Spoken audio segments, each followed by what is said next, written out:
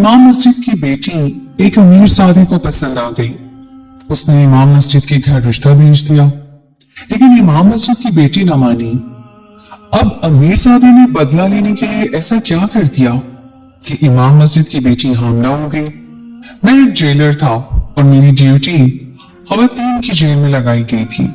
वैसे तो हमारा पाला रोज ही किसी न किसी मुजरिम से पड़ता रहता है, लेकिन मेरी जिंदगी में ये ऐसा केस बड़ा ही अनोखा था। आज सुबह से ही मैं जेल की ड्यूटी सब कर दी गई थी। हमें भी हाई अलर्ट का हुक्म था। मैंने भी अपनी जेब से सिगरेट निकालकर होठों पर लगाया ही था कि जब एक मुलजिमा को लाया गया था।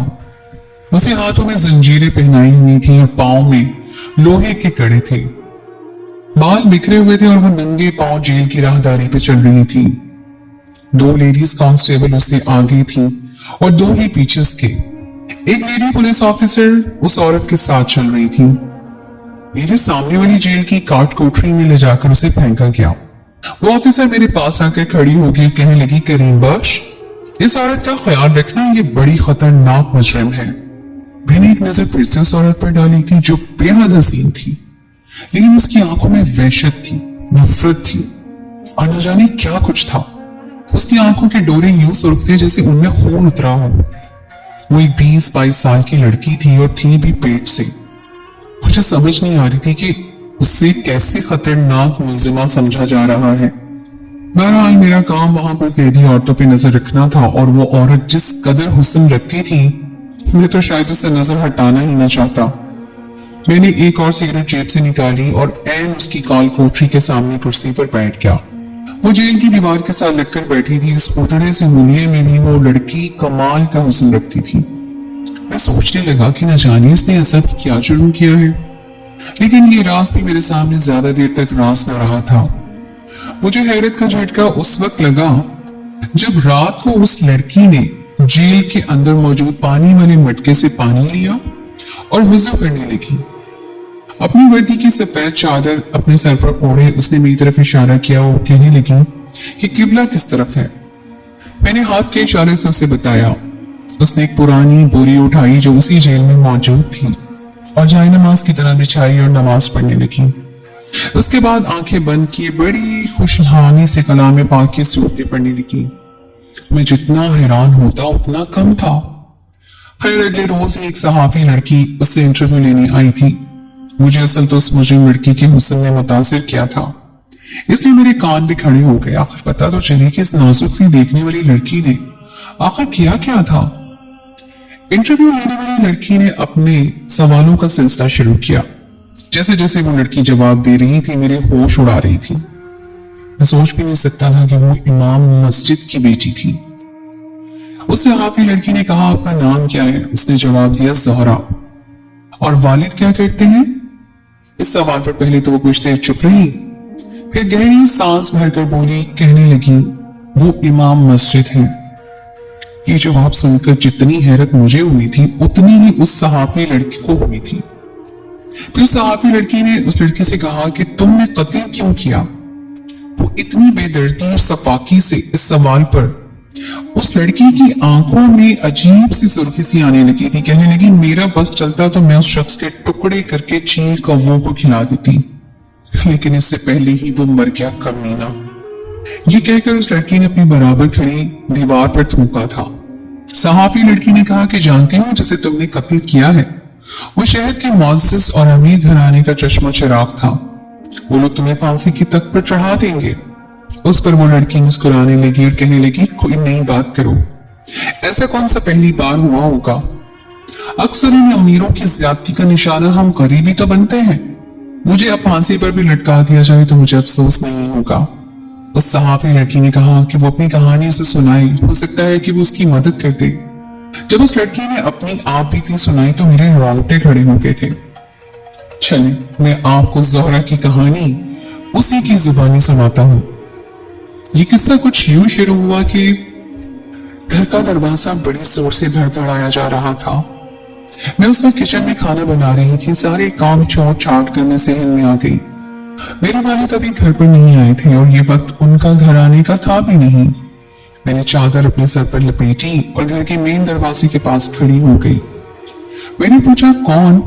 तो एक मर्दाना आवाज आई, दरवाजा खोले, इमाम साहब के लिए राशन लेकर आया हूँ।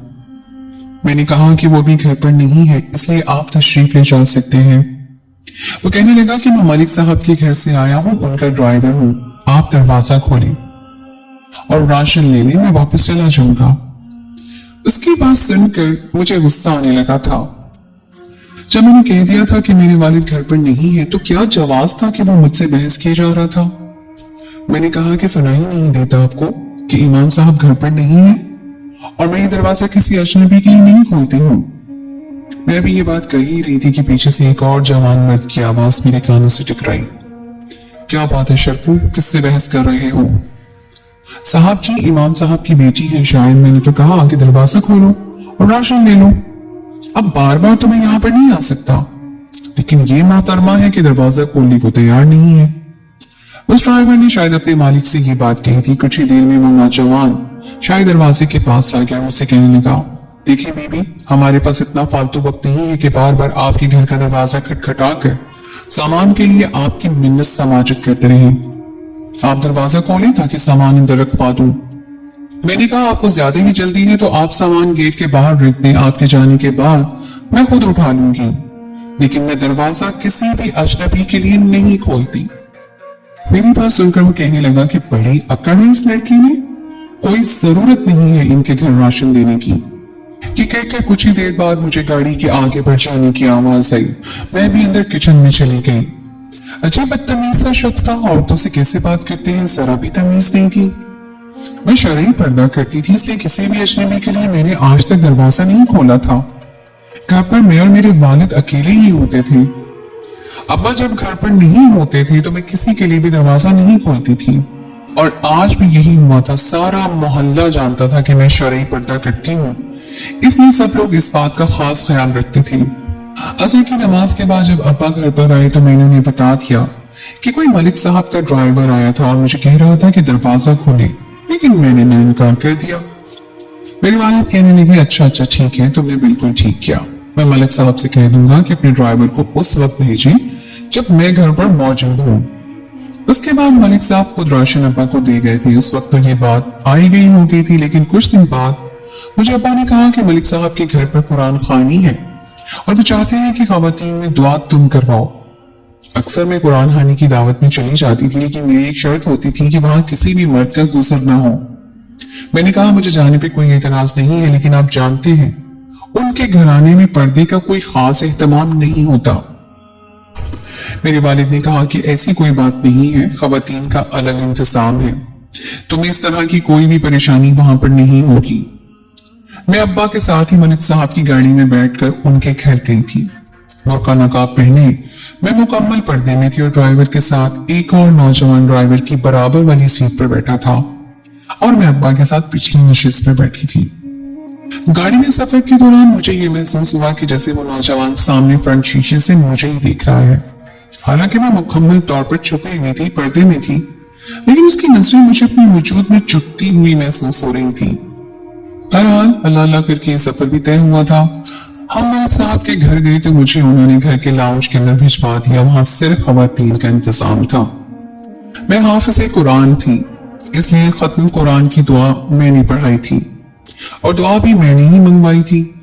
दुआ के बाद खवातीन में खाने का शोर सा उठा था। तमाम मर्द हजरात उस वक्त बाहर मौजूद थे और वहीं मर्दों की कुरान खानी और खाने का इंतजाम था। किसी भी मर्द को अंदर आने की इजाजत नहीं थी। खाने के दौरान जब मुलाजमा ने मुझे जूस पकड़ाया तो उसके हाथ से जूस मेरे कपड़ों पर गिर गया और मेरा पूरा बुर्का जूस से भर चुका था। मुलाजमा माजरत करने लगी और मुझे कमरे में ले गई। कमरे के दरवाजे के पास ले जाकर कहने लगी कि बीबी जी, आप अंदर जाकर अपना बुर्का साफ कर लें। मैंने कमरे का दरवाजा खोला और अंदर चली गई। दरवाजा बंद किया और सीधे वॉशरूम में चली गई।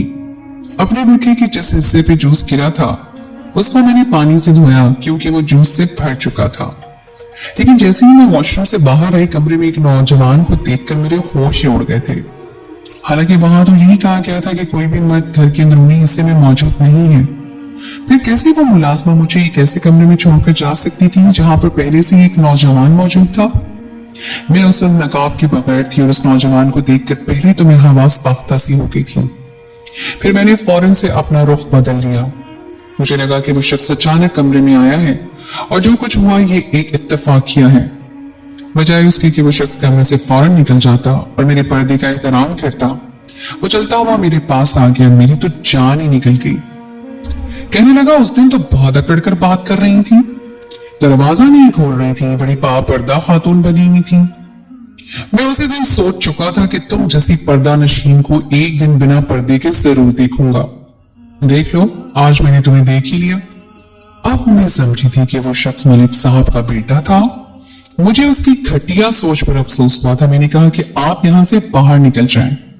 मैं शरई पर्दा करती हूं और आपको इस बात का एहतराम करना चाहिए। बजाय इसके कि वो मेरी बात पर शर्मिंदा होता हुआ हंसने लगा। कहने लगा कि अल्लाह ने इतना हुस्न दिया है तो क्यों उसको छुपा छुपा के रख रही हो? अरे हसीन चीजों को तो दिखाया जाता है और उससे और मुज़य्यन करके दूसरों को दिखाया जाता है। और मैं तो वैसे भी एक हुस्न परस्त इंसान हूं, खूबसूरत चीजों को देखने और सराहने का आदी हूं। ये कहते हुए उसने मेरे कंधे पे हाथ रखा था। अब तक मेरी उसकी जानिब पुश थी। वो ये सारी बातें मेरे अकब में खड़े होकर कर रहा था, लेकिन जैसे ही उसने मेरे कंधे पे हाथ रखा मुझे एक करंट सा लगा। बेख्तियार मैंने पलट कर उसके मुंह पर खींच के थप्पड़ दे मारा। मैंने कहा, तुमने मुझे छूने की कोशिश भी कैसे की? ये कहकर मैं कमरे से बाहर निकल गई। मुझे उस नौजवान पर इतना गुस्सा था कि जिसकी कोई हद नहीं। उसके अंदर जरा भी लिहाज नहीं था। उसे इतनी भी तमीज नहीं थी कि खवातीन से कैसे बात की जाती है। लेकिन मैं नहीं जानती थी कि ये मेरी बहादुरी मुझे एक ऐसा दिन दिखाएगी कि मैं किसी को मुंह दिखाने के काबिल नहीं रहूंगी। मैंने तैश में आकर मलिक साहब की बीवी को बुलाया और उनको कोने में ले जाकर उनके बेटे की सारी हरकत उनके गोश गुजार कर दी। ये सुनकर मलिक साहब की बीवी का चेहरा गुस्से से सुर्ख हुआ था। उन्होंने ना आओ देखा ना ताओ, वो अपने बेटे के कमरे में गई और उसका गिरेबान पकड़कर उसको घसीटते हुए बाहर ले आई और मेरे पास लाकर मेरे पांव में फेंक दी। फिर अपने बेटे से कहने लगी कि माफी मांगो बहन से, तुम्हें शर्म नहीं आती ऐसी घटिया हरकत करते हुए? तमाम खवातीन ये तमाशा देख के गुमसुम होकर एक साइड पर खड़ी हो गई थी। उस वक्त मैं नकाब पहन चुकी थी और शोर की आवाज सुनकर मलिक साहब भी अंदर आ गए। जब मलिक साहब ने अपने बेटे को खवातीन में देखा तो हैरान रह गए। मलिक साहब मेरी और मेरे वालिद की बहुत इज्जत करते थे, बहुत अच्छे इंसान थे। मलिक साहब की बीवी ने उनको सारी बात बताई तो उन्होंने मेरे सामने ही अपने बेटे के मुंह पर 2-4 थप्पड़ खींच कर मारे थे। उस लड़की ने हाथ जोड़कर मेरे सामने माफी मांगी। मैं उसी वक्त अपने वालिद के साथ घर वापस आ गई थी। कुछ दिनों में मैं ये बात भूल भी चुकी। मेरे वालिद को भी उस नौजवान पर बेहद गुस्सा था। मैंने भी अब्बा से कह दिया कि आइंदा मैं मलिक साहब के घर किसी भी काम के सिलसिले में नहीं जाऊंगी। मेरे वालिद कहने लगे कि मैं खुद भी अब तुम्हें उनके घर नहीं लेकर जाऊंगा।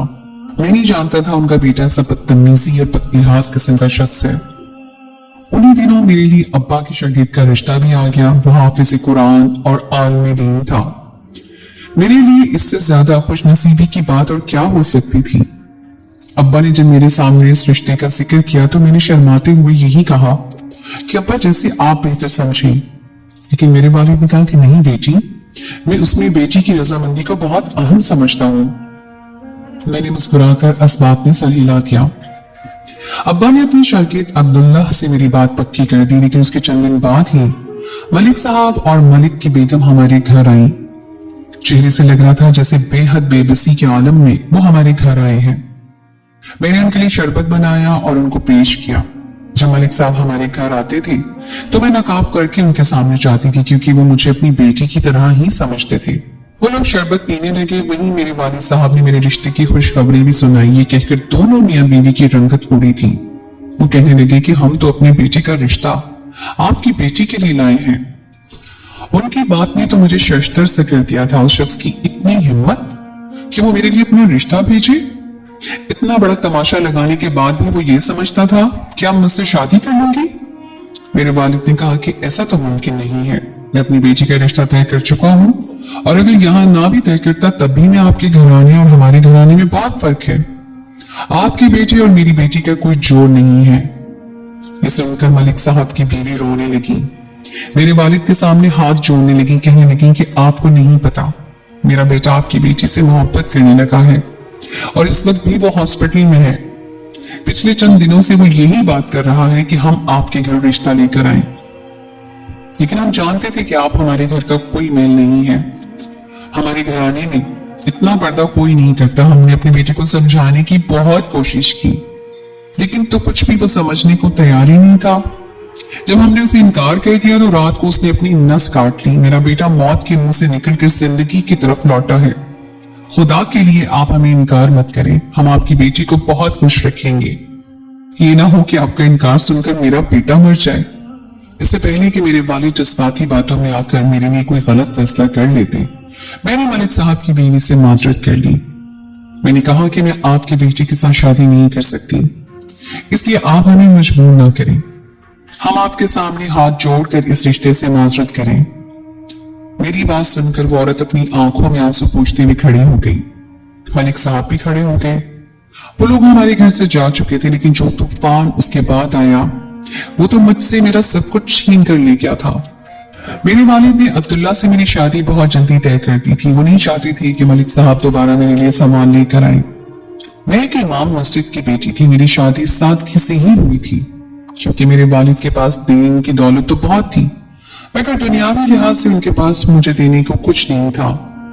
ईशा से पहले ही निकाह किया जाना था और लड़का भी यतीम था और मदरसे में हाफिज कुरान और आलिम बना था। छोटा सा एक घर मस्जिद के बराबर में उसे दिया गया था, क्योंकि वो मदरसे के बच्चों को कलाम पाक पढ़ाता था। इसलिए चंद अफराद में मस्जिद के उसके साथ निकाह के लिए आए थे। मोहल्ले की खवातीन मेरे पास आकर बैठ गई थी। मेरे वालिद जितना कीमती जोड़ा मेरे लिए ला सकते थे वो ले आए थे। बाकी जहेज के नाम पर भी मेरे वालिद मुझे कुछ भी नहीं दे रहे थे। जैसे ही बारात आई, सब खवातीन भी मेरे पास से उठकर बाहर चली गई। एन उसी वक्त हमारे घर की लाइट चली गई थी। कमरे में घुप अंधेरा सा हो गया था। इससे पहले कि मैं इस माहौल को समझने की कोशिश करती, जब मेरे मुंह पर किसी ने हाथ रखा था। हाथ रखते ही मेरे नाक पर एक तेज सी बू मेरे नाक से जैसे ही टकराई थी, मैं अपनी हवास खो बैठी थी। मैं नहीं जानती थी कि मेरे साथ क्या हुआ था, लेकिन जब मुझे होश आया और मैं एक अंधेरे कमरे में बंद थी, उस वक्त भी मेरी आलूदगी की हालत में थी। लेकिन जो गुनाह मेरे साथ हो चुका था, मुझे उसका एहसास अच्छी तरह से हुआ था। लेकिन ज्यादातर मेरा दिमाग तारीख ही बना रहा। मैं नहीं जानती कि मैं इस नशे की हालत में कब तक वहां पड़ी रही थी, लेकिन जब मुझे होश आया तो मैं अपना सब कुछ गवा बैठी थी।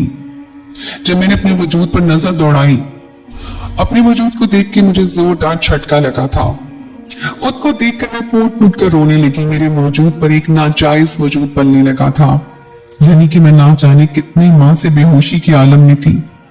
मुझे अपने आप से घिन आ रही थी। मेरा दिल चाहा कि मैं जमीन फटे और समा जाऊं। ये कैसी बेबसी थी, मेरा कसूर क्या था?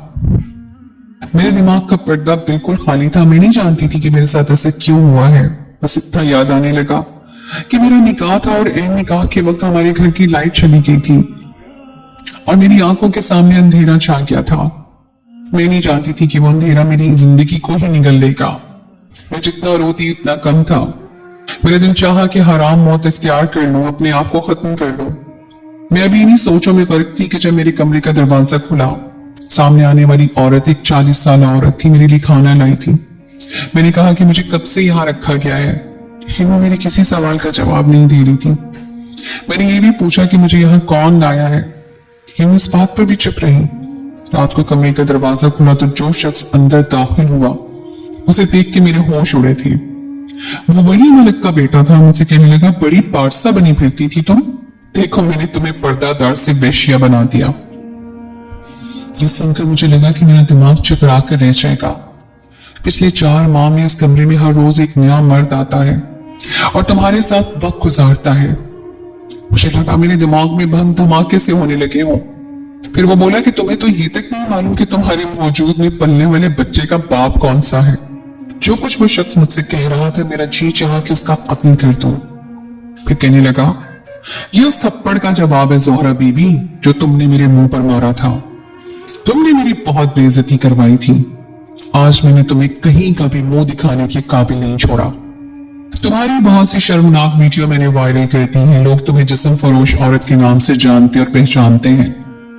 मुझे लगा कि मैं जीते जी मर चुकी हूँ। मेरा तो हाथ आज तक किसी ने नहीं देखा था और उस शख्स ने तो मेरी आंखों से आंसू बहने लगे। मुझे उस वक्त अपने अब्बा का ख्याल आया था, वो तो इसी शर्मनाक हकीकत को जानकर कहीं गैरत से मर ही ना गए हों। इस सोच ने मुझे तड़पा के रख दिया था।